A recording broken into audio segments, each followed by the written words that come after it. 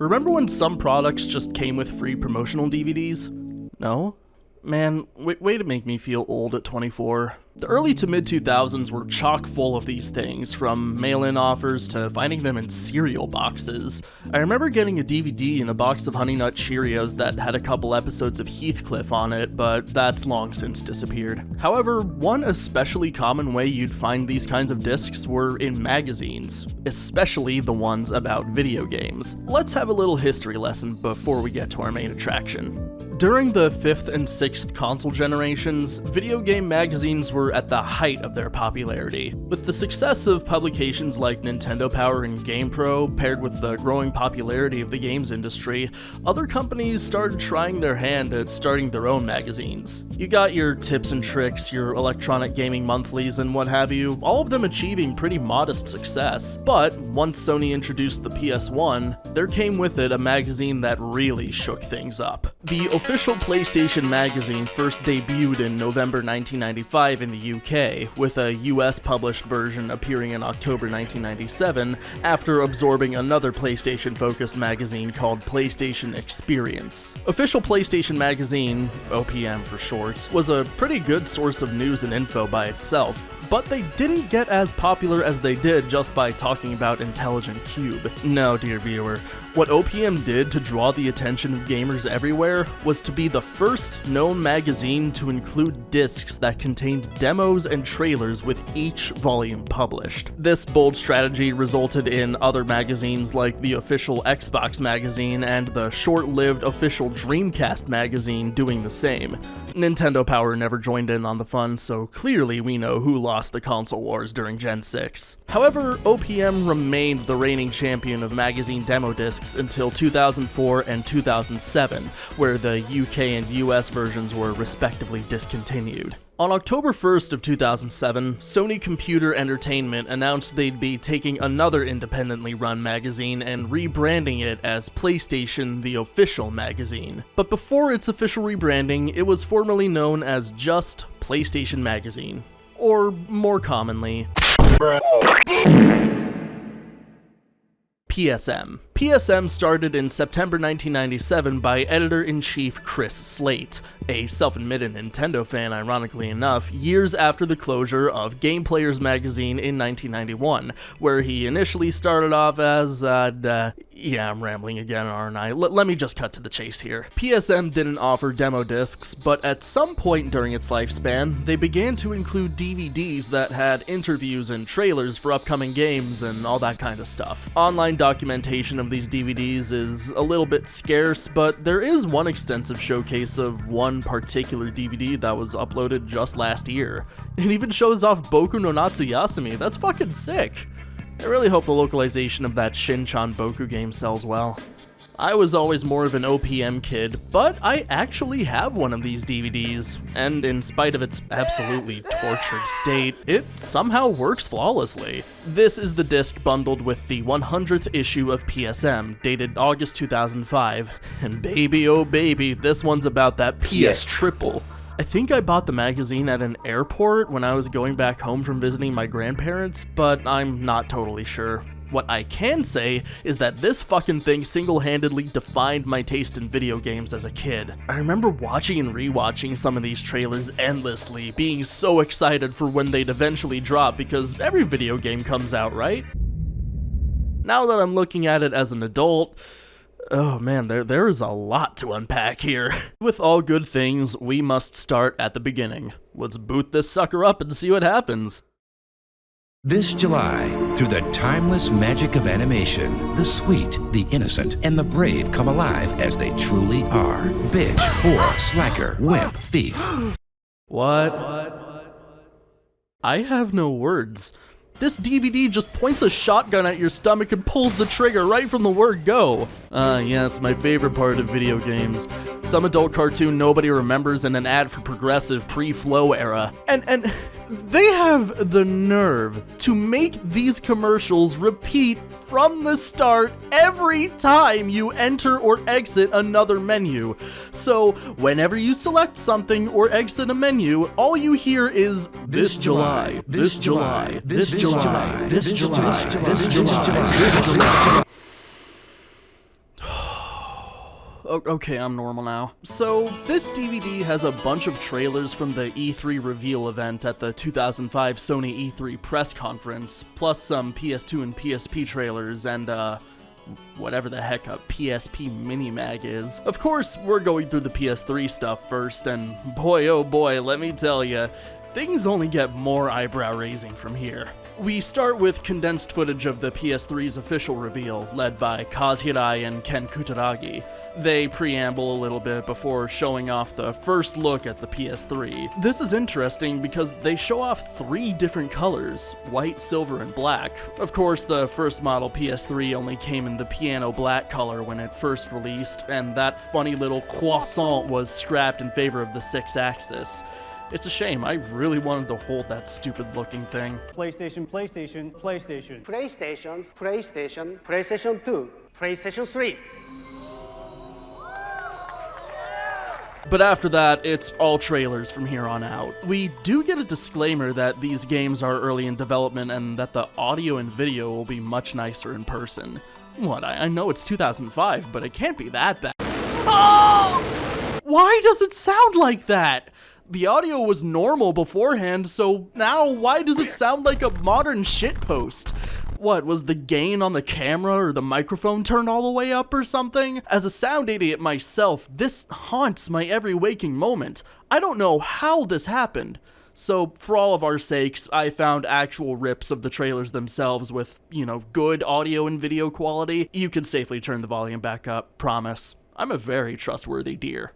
That being said, if you thought trailers nowadays have a problem with showing no gameplay, you clearly haven't lived through this. Out of all 17 PS3 trailers on this DVD, would you like to know how many of them contain what seems to be feasible, believable gameplay?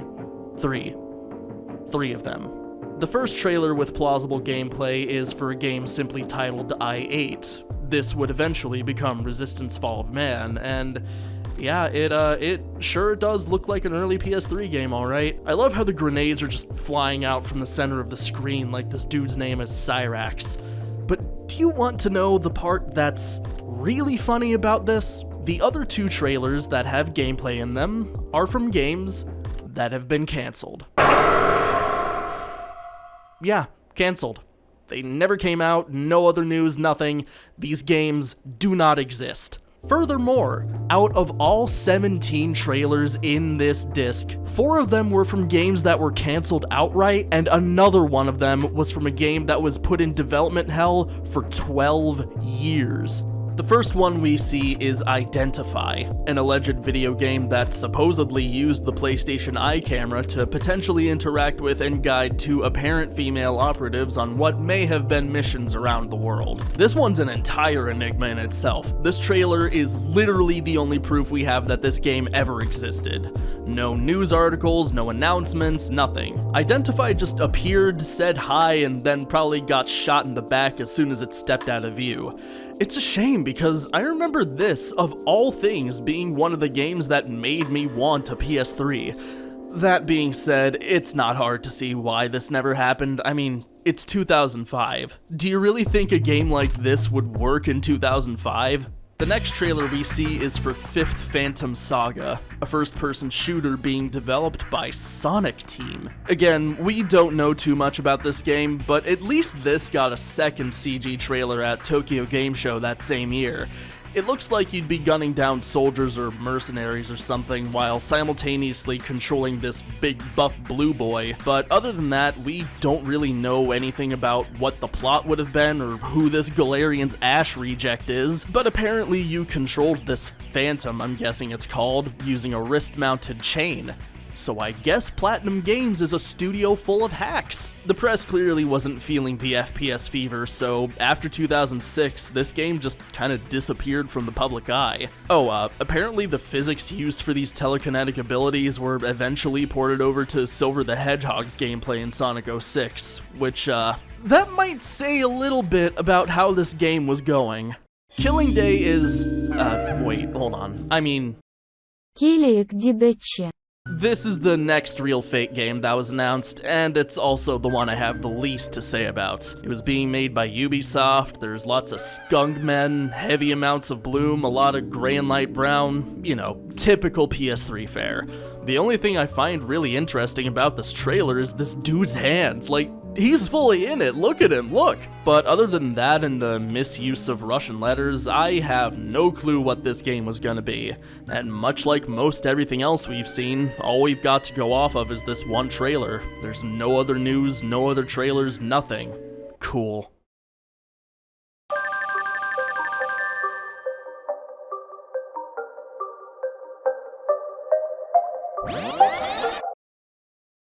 Okay, this next one I have a lot of personal history with. This is the trailer that sold me on the PS3. This is the game that I was the most excited for. Straight from Koei before the Tecmo merger, it's Neo!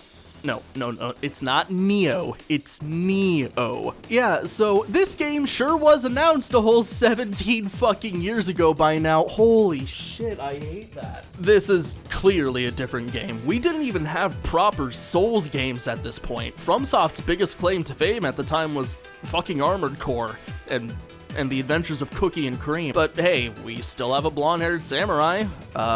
That's about all the comparisons I can make to the final game. Okay, so apparently this trailer was from the point in development where Neo was being made as a JRPG. This idea lasted from 2004 to 2008 before being scrapped and made into a Muso game, which was also scrapped. This game would be aborted and resuscitated for well over a decade until Koei was like, oh, the Dark Souls. This is what will save our poor doomed child. And the rest is 6 million copies of history. It's probably best that it took that long for the game to actually come out because that re-announcement trailer fucking floored me. The last PS3 trailer on this disc also happens to be the last cancelled game out of the bunch, and to an extent, it may be the most interesting out of them all. Demonic was a game being developed by Terminal Reality and published by Majesco. It would have been an action game being penned and created with the help of Clive Barker. There's actually quite a lot going on here that I could talk about, but I may have to leave that job to certain more qualified Canadians. To put it as short and sweet as I possibly can, you're a demon, you've been summoned by a girl that wants revenge on... So you use your hellish abilities of possession, destruction, and frame rate slowdown to wreak havoc on those foolish humans. Early PS3-ness aside, this actually looks like it could have been a fun game. There's some stuff here that actually may have been ahead of its time, but Majesco, being Majesco at the time, didn't want to risk putting money into big-budget fuckbuster games like Advent Rising again, so they just let Demonic suffer a fate worse than death or obscurity. It was recycled into a plot device for a stoner comedy film. I am a genius. The rest of the PS3 trailers are either just pre-renders or fake gameplay. But even then, there was still quite a bit of announcements here to be excited over. Dante was looking twinkier than ever in DMC4, Red Dead Redemption was being called Red Dead Revolver 2, and a part of me still wishes it was. This trailer for The Darkness was living rent-free in my mind because this music is just so fucking good. And we also got a trailer for this unannounced Mobile Suit Gundam game that turned into Mobile Suit Gundam Crossfire. I wonder how that turned out. Get away! Oh my god. How do you let it get this bad? The rest of the trailers are for PS2 and PSP games, but let me tell you, this is all some true blue Sagecore right here. Most of the games shown off here I've played at least once, if not currently own them. Well, partially because this DVD is what made me aware of their existences to begin with. Like, I remember being in the 3rd grade and having this unnatural obsession with this game called Trapped, aka Kagero 2 Dark Illusion, aka Deception 4, except not really being Deception 4 despite being the 4th game in the Deception series, also not to be confused with that one shitty nu metal band with the one song. And it was all this DVD's fault for having a trailer for this game in it. If I didn't own this DVD, I'm pretty sure I wouldn't be nearly as much of a freak about video games as I am now. but only partially. But it isn't just 3 full pages of niche bullshit. There are some actual system staples and all-timers being shown here. We Love Katamari, Sly 3, Shadow of the Colossus, Ratchet, and Jack X Combat Racing, most of which are presented in this kinda clip after clip format where it's all gameplay, no fluff. I can appreciate it. And there are more than a few proper trailers, like the entire 3rd page is almost all Capcom. That's how stacked 2005 was for them. We get our first look at Okami, the Resident Evil 4 port, Onimusha Dawn of Dreams, you know, the true blue trifecta of PS2 Capcom GOATs. And of course we have some deeper cuts too. For example, Devil Kings, a darker, edgier answer to Koei's Dynasty Warriors, filled with intense combat, brutal finishing moves, and powerful character. Wait, what? Sengoku Basara? The fuck is that? But of course, it wouldn't be 2005 with a trailer for Final Fight Streetwise, complete with an era-appropriate Slipknot song that I'm talking over in an attempt to evade Content ID. I haven't played a single Final Fight game, so I have no opinion, but I can mention Beatdown Fists of Vengeance, the cooler Streetwise. Time to open the gates of hell. Man, 2004 through 2006 really was the era of video games trying to look like Fight Club. Including Fight Club. Contrast all of those PS2 trailers with all of the 8 trailers we have for PSP. There's Daxter in that Medieval remake, which for some reason are missing music and sound effects. Weird. The con looks... well, it sure does look. Admittedly, I did have a fixation for the trailer of Coded Arms, though. The idea of an FPS on a handheld broke my tiny 7-year-old brain, and god, that music still goes crazy hard.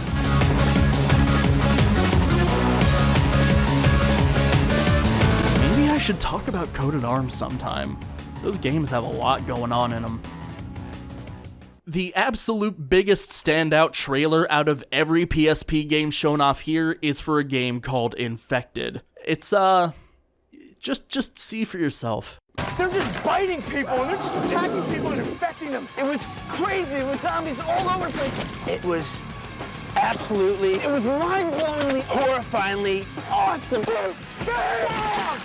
Meaty chunks flying all over the place, and that's called a combo! Man, this sure is a way to advertise your video game. This is what happens when Jonan Vasquez characters bleed into real life. I have infected the world! Oh. I mean, look at the people in the background. They look so confused. I hope everyone involved here got hella paid, because I cannot imagine the secondhand embarrassment they might feel if someone showed this to them nowadays. Or maybe they just own up to it, in which case, fuck yeah, man. Cringe is dead. Yeah, is that what you wanted, a little bit of that? Man, after that, I think I'm done with the trailers. I would talk about every trailer on this disc, but no, I wouldn't. I do, but I wouldn't. It's more about the vibes and the history of this disc rather than exhaustively going through every single little detail placed within its physical mass. But like, dog gam, man. I actually accidentally wrote down dog gam in the script, but I'm just gonna keep it like that because I think it's funny. This thing is peak 2005, whacked out and wasted on original 4 Loco, rocking that new Slipknot, and making a whole lot of promises it can't keep. But shit, it's having fun in the moment, so I can't fault it. There is one last thing to cover though, those weird PSP mini-mags. If you put this DVD onto your computer's disk drive, you're given 2 folders titled E3 Minimag and PS3 Minimag, along with instructions on how to transfer them to your PSP. I don't have a PSP anymore, so we're just gonna commit crimes and put them directly on my PC. Looking at the PS3 folder first, and yeah, these are high-res screenshots from those trailers, plus better looks at the PS3 itself. Wow, Sony really was out to bat for that silver model. Definitely would have been more befitting of that Sophista Future vibe coined by Thor High Heels, but hey, that glossy obsidian black is iconic. I still wish I could hold the funny banana controller though. Hopefully someday. Hey, wait a minute. The Getaway? That didn't get a trailer? What? Well, I guess I gotta add yet another body to the pile of dead PS3 games because, lol. And last but not least, we have that E3 minimag. What can we possibly get to see here? What treasures does this gallery hold for us? Oh, I see. This is just a trip with the lads at E3 2005, and honestly, I am all here for it. I'm not even gonna comment on these. They just kind of speak for themselves. Although I do really like this last picture in particular, like, me fucking too, man. Me fucking too. Well, that covers just about everything I wanted to talk about. I might have to find some way to archive this DVD at some point, but for now, I think this'll do just fine. Man, now I want to see if that Tripping the Rift show is any good. I'll be right back.